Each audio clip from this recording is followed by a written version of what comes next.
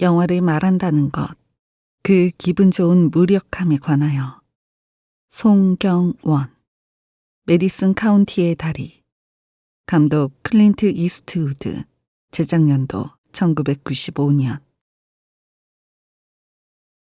말은 허약하다. 그렇게 생각한 게 중학교 2학년 무렵이었던 것 같다. 어머니는 새벽까지 장사를 하셨다. 매일 몇 시인지도 모를 시간에 귀가한 어머니는 잠깐 눈을 붙이곤 내 도시락을 싸셨다. 한 번은 우연히 일찍 일어나 부엌에서 꾸벅꾸벅 조는 어머니를 보았을 때 괜히 알 수 없는 부하가 치밀어 이런 거 필요 없으니 그냥 용돈을 달라고 짜증을 낸 적이 있다. 지금에 와서 생각해보면 나는 아무것도 해줄 수 없다는 분함이 사랑한다, 미안하다는 말을 덮어버렸던 셈이다. 그렇게 한 번 터진 마음은 말의 그릇에 넘쳐 흘러 전달되지 못했다. 설사 그때 내가 감사하고 사랑한다고 말했다고 해도 그날 새벽 팔레트 물감처럼 울긋불긋 뒤섞여가던 그 마음을 담아내기엔 턱없이 부족하다. 한편 말은 신비롭다. 그날 새벽 분하고 감사하면서도 죄송하고 따뜻하면서도 쓸쓸했던 마음을 몇십 년이 지나 다른 곳에서 마주한다. 머리가 굵어지고 난 뒤 언젠가 가수 이적이 중학교 3학년 때 어머니에게 썼다는 시 엄마의 하루를 우연히 접했다. 습한 얼굴로 AM 6시이면 시계같이 일어나 쌀을 씻고 밥을 지어 호돌이 보온 도시락통에 정성껏 싸 장대한 아들과 남편을 보내놓고 조용히 허무하다. 하랴. 상황도 시간도 장소도 전혀 다르지만 조용히 허무하다는 구절을 읽는 순간 문득 그날 나의 치기 어린 짜증을 받아주셨던 어머니의 쓸쓸했던 얼굴이 선명하게 떠올랐다. 언어란 그런 것이다. 정확하게 지정하고 담아내려 할수록 본질에서 멀어진다. 사랑한다고 핵심을 직접 전달하는 것보다 당시의 정경과 분위기를 묘사하는 것이 훨씬 정확할 때가 심심치 않게 있다. 그래서 우리는 애둘러 은유를 하고 이야기를 짜내 상황을 조성하는데 공을 들인다.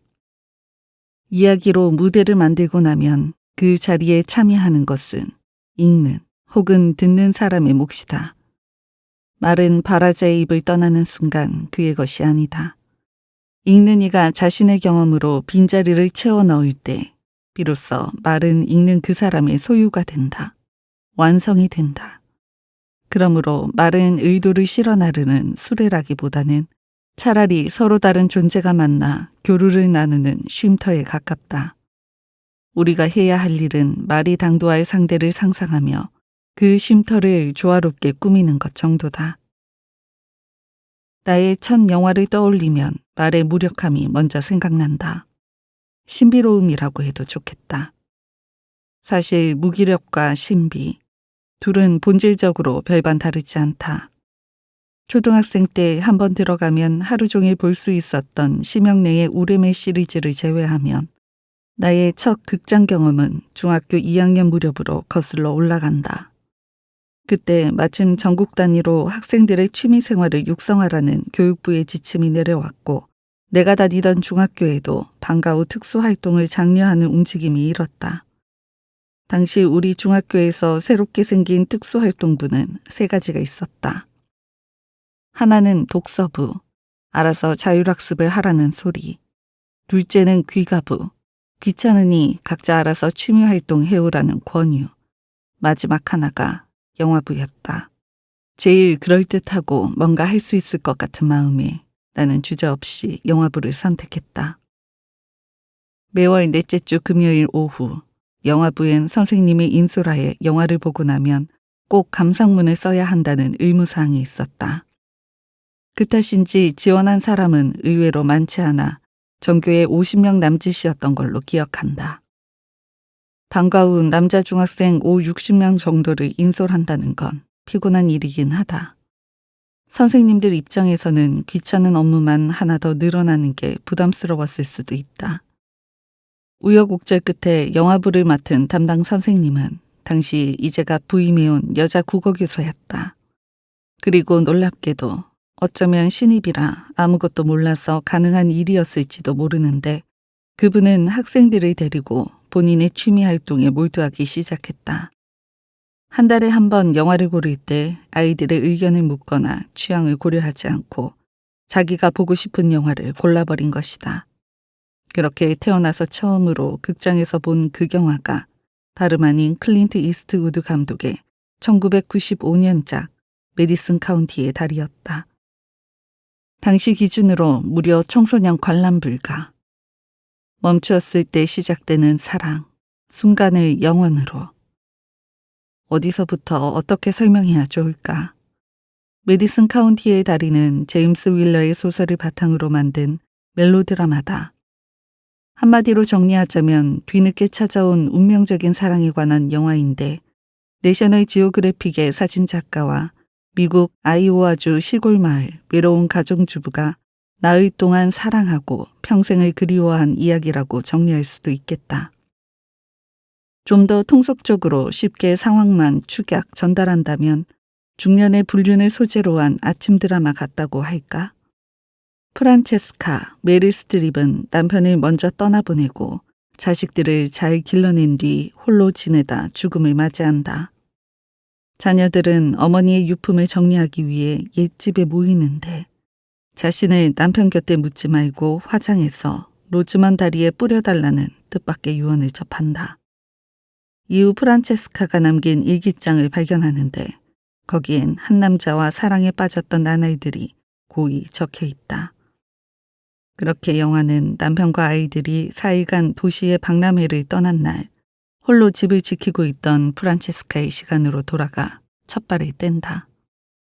메디슨 카운티의 다리는 그저 불륜을 소재로 한 자극적인 드라마와는 결이 다르다. 부적절한 관계를 미화하겠다는 의도도 없다. 그건 어디까지나 일부의 결과론에 불과하다. 영화는 그저 누구에게나 찾아올 수 있는 어쩌면 일생에 단 한 번뿐인 분명한 감정에 대해 잔잔하게 풀어나간다. 사랑이라는 두 음절의 단어로 설명할 수밖에 없었던 하지만 결코 설명되지 않을 감정들을 135분이 넘는 시간 동안 찬찬히 스며들게 한다고 해도 좋겠다. 당시 기준으로 무척 긴 러닝타임에 속했다. 사진작가 로버트, 클린트 이스트우드는 투명인간처럼 혹은 아내이자 어머니라는 기능적인 존재로 일상을 버텨온 프란체스카를 한 명의 여인으로 대한다.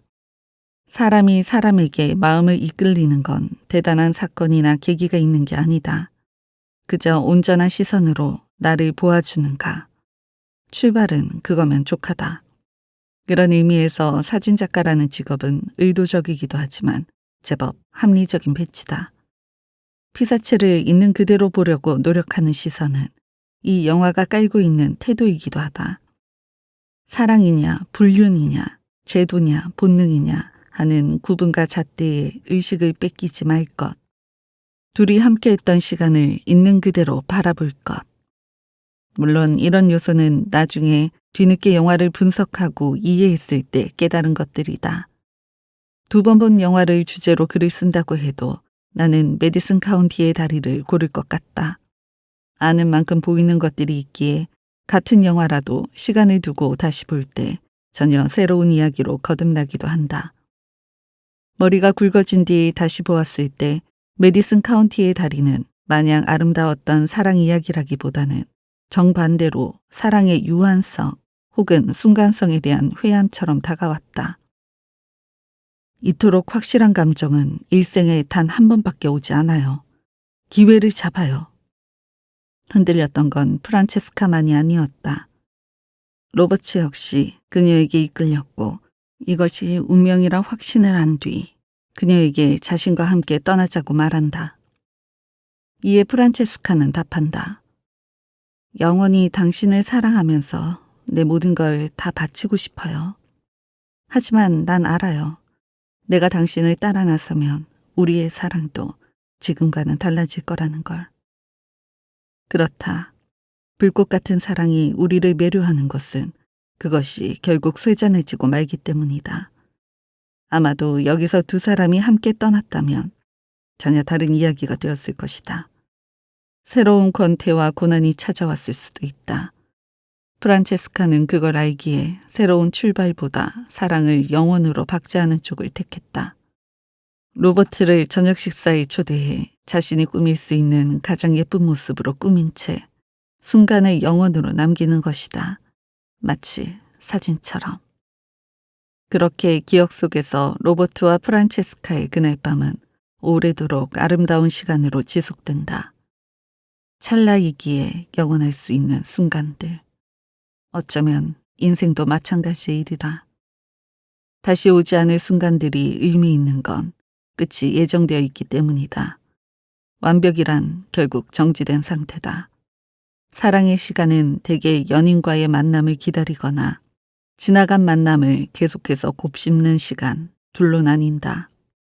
완벽한 순간은 그 사이 찰나에 깃든다. 어쩌면 로버트의 말처럼 일생에 단 한 번밖에 오지 않을 수도 있는 그 순간은 역설적으로 붙잡지 않음으로써 완성될 수 있다. 언어 바깥에 있는 것, 오직 영화적인 것. 그런 의미에서 나는 메디슨 카운티의 다리가 내게 준 첫 만남의 순간에 대해 좀 더 말하고 싶다. 2번 본 영화, 분석한 영화가 아니라 느낌 그대로의 순간에 대해서 좀 더 말해야 한다. 이건 우열의 문제도 깊이의 문제도 아니다. 때론 아무것도 모르기에 느낄 수 있는 것들도 있다. 모두에겐 첫 만남의 순간이 있다. 내게 영화는 일종의 만남처럼 다가온다. 내용 못지않게 언제 어떤 방식으로 만나느냐가 중요하다. 영화는 물질이 아니다. 스크린에 영사되고 있는 내용도 아니다. 그날의 날씨, 영화를 보러 가기까지의 시간, 극장의 분위기, 낡고 불편한 극장 의자의 삐거덕거림, 스크린에 불이 켜지고 극장 밖을 나섰을 때 뇌리를 스치는 생각까지 모든 체험이 영화다. 중학교 2학년 처음으로 합법적인 허락을 얻어 극장에서 청소년 관람 불가 영화를 보던 그날의 기억은 한마디로 말로 설명할 수 없습니다. 논리적으로 해설할 수는 없겠지만 그날의 풍경과 나의 기분 좋은 무력감에 대해 고백할 수는 있다. 다시 생각해보면 남자 중학생 50명을 데리고 메디슨 카운티의 다리를 관람한다는 건 무모한 도전이다. 아마도 선생님은 본인이 영화를 보는데 더 집중하셨던 것 같다. 아이들은 대부분 이해할 수 없는 내용과 느린 호흡에 진저리를 떨며 영화가 채 끝나기도 전에 상영관 밖을 나갔다. 하지만 시간을 다 채우기 전까진 극장 밖을 나갈 수 없게 막아두었기에 극장 매점 복도에 옹기종기 모여 다 같이 TV에서 틀어주는 성룡 영화를 봤다고 한다. 직접 보진 못하고 나중에 전해 들었다. 당시만 해도 나는 시키면 시키는 대로 하는 고지식한 학생이었기에 좌석에 앉아 있으라는 선생님의 말을 끝까지 수행했다. 물론 중학교 2학년짜리가 중년의 애틋한 사랑을 제대로 이해했을 리 만무하다. 그저 저 아저씨 아줌마가 서로 좋아하는구나 정도의 심드렁한 감성이 이어지는 정도였다. 하지만 거의 막바지에 다다랐을 무렵 로버트와 프란체스카의 마지막 스침을 보면서 이상한 기분에 사로잡혔다. 정확히는 로버트가 처음으로 멋져 보였다. 프란체스카가 제안을 거절한 후 마을을 떠난 줄 알았던 로버트는 마지막으로 한 번 더 프란체스카 앞에 모습을 드러낸다. 봄바람처럼 다가왔던 나흘이 지나고 프란체스카는 귀가한 남편과 함께 차를 타고 마을 식료품점에 방문한다. 가게로 들어간 남편을 기다리며 멍한 표정으로 차 안에 있던 프란체스카는 쏟아지는 비를 맞으며 우두커니 서 있는 로버트를 발견한다. 그는 비에 젖은 생쥐 마냥 초라한 행색이지만 한치의 부끄러움이나 후회도 엿보이지 않는다. 차 유리를 사이에 두고 시선을 교환하는 두 사람. 둘 사이에는 아무런 대화가 없지만 이미 서로의 마음을 잘 안다는 듯 고갯짓으로 교감한다. 로버트가 고개를 위아래로 끄덕이면 함께 끄덕. 돌아서는 로버트의 뒷모습에 안타까운 듯 고개를 가로젓는 프란체스카. 전반적으로 음악에 절제된 이 영화에서 이 순간만큼은 아련한 현악 선율이 흐르며 두 사람 사이에 흐르는 유일무이한 시간을 축복한다. 이 장면을 어떻게 설명할 수 있을까? 영화를 보고 온 다음 주 월요일, 영화부가 아닌 친구들이 물어왔다. 무슨 영화 봤어? 메디슨 카운티의 달이라는 영화를 봤어. 어떤 영화야? 청소년 관람 불가 영화야. 우와, 무슨 이야기야? 불륜이야. 중년의 사랑. 그게 뭐야? 재미는 있어? 모르겠어. 근데 한 장면이 기억에 남아. 이후로는 아무런 설명을 할 수 없었다. 이별을 약속한 로버트와 프란체스카의 마지막 표정을 뭐라고 표현해야 할까? 슬픔, 회한, 그리움, 안타까움, 여전히 사랑의 불씨가 남아있는 상태. 그럼에도 당신의 행복을 빌어주고 싶은 마음. 어떤 말을 보태도 이 장면이 전해주는 본질을 비켜난다. 이 순간 로버트와 프란체스카, 아니 메릴 스트립과 클린트 이스트우드의 얼굴에 떠오른 형상은 언어 바깥에 존재한다. 오직 목격하는 것만으로 전달될 수 있는 순간들. 아마도 그때 깨달았던 것 같다. 영화를 말로 옮긴다는 건 불가능하다는 것을. 어쩌면 그것이야말로 온전히 영화적인 체험이자 시간이라고 부를 수 있을 것이다. 지금도 나는 영화가 무엇인지 질문을 받으면 이 장면을 예시로 꼽는다. 동시에 불가능하다는 걸 절감했음에도 불구하고 내가 느낀 이 묘한 울림을 공유하고 싶다는 마음이 싹 튼다. 아마도 영화를 보고 말하는 일을 업으로 삼는 나의 첫발은 이때 시작되었으리라. 영화는 현실을 담고 싶어 혹은 담고 싶어 한다. 하지만 결코 영화는 현실이 될 수 없다. 둘 사이에는 넘을 수 없는 벽이 존재한다. 차라리 영화가 또 다른 차원의 현실을 창조하고 있다고 보는 편이 적절할 것이다. 마찬가지로 감상문, 리뷰, 에세이, 비평, 뭐라 부르던 영화에 관한 글은 영화를 담고 싶어 혹은 담고 싶어 한다. 영화를 묘사하고 거기서 받은 감동과 느낌을 전달하고자 한다. 그러나 여기에서도 마찬가지로 넘을 수 없는 벽이 존재한다. 영화 앞에서 말은 무력하다. 그래서 영화를 통해 건네어 받은 말은 거기서 또 다른 고백을 시작한다. 그것은 이미 영화에 대한 설명이 아니라 또 다른 대화다. 나의 고백을 통해 비로소 나의 첫 영화가 완성되는 셈이다. 그렇기에 말은 신비롭다. 전혀 다른 것을 이야기하고 있지만 결국엔 같은 지점에 도달하리라는 믿음, 또는 굳이 그렇지 않아도 상관없다는 기분 좋은 무력감. 채워지지 않음을 알지만 그럼에도 멈출 수 없는 마음. 다시 말하자면 당신에게 허락된 건 언젠가 당신의 말이 당도할 상대를 상상하며 그 쉼터를 조화롭게 적어도 최선을 다해 꾸미는 것 정도다. 지금의 나처럼.